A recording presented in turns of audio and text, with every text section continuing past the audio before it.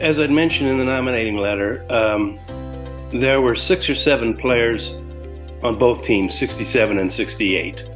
So we really grew well to know each other. And so we were not only competitors, we were good friends. Not only good teams physically, but I think we were good teams mentally. We weren't arrogant, although we were really good. Like you know, we won 35 matches in a row. We weren't arrogant. We were really humble. We just went and played tennis, and that's what we did. And I don't think teams respected us for that. And so I think we really had good qualities about our team and who we were. Of course, in '67 we were 18-0, and that's what you call perfection.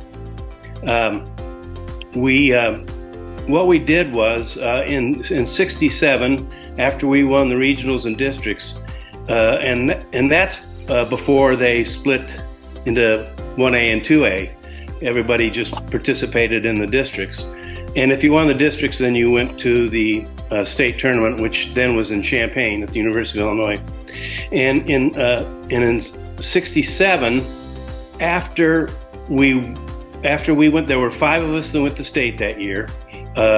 John in singles, and then Malotki, Pop Markoff, and myself and Lou Mail in doubles. After the state tournament, Coach Harmon felt like we really hadn't been pushed, so he arranged for us to play McClure High School from St. Louis, who were they were the state champions in Missouri that year.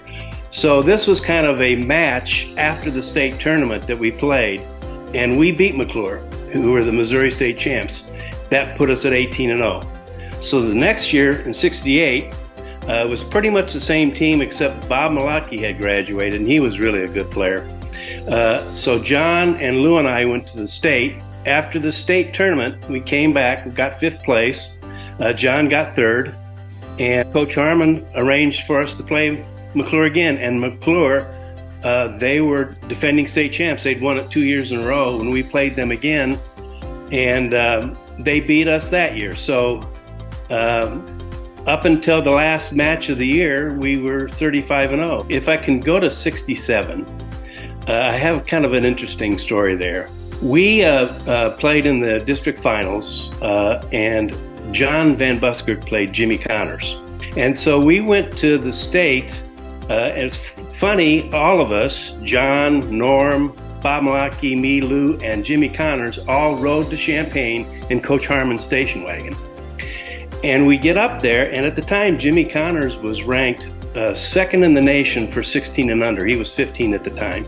We get up to the finals, and he was ranked 5th. He was seeded 5th in the tournament. He was so mad that he was only seeded 5th. So he got beat in the quarterfinals. I mean, he was throwing his racket and cussing. It was kind of embarrassing. And we had to drive back with him. He said that's the last time he's playing in high school tennis, and he never played again. So it was kind of funny that we got to meet the Jimmy Connors that everyone has grown to know. So practices were difficult and challenging, but we all kind of knew where we were. Johnny was clearly the best player on the team. He was always going to be the #1 singles.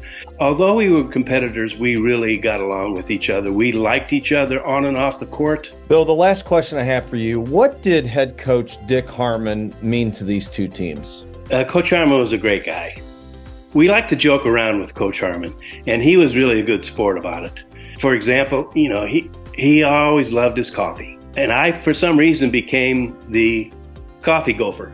Whenever he needed coffee, Bill, go get me a cup of coffee, black with 2 sugars.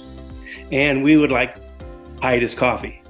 So, you know, those are the kinds of things that we would do with him, and he was a good sport about it. But one thing we always knew is he always really had our interests in mind. He understood us, he knew where we were strong, so he always had our back, and we appreciated that from him.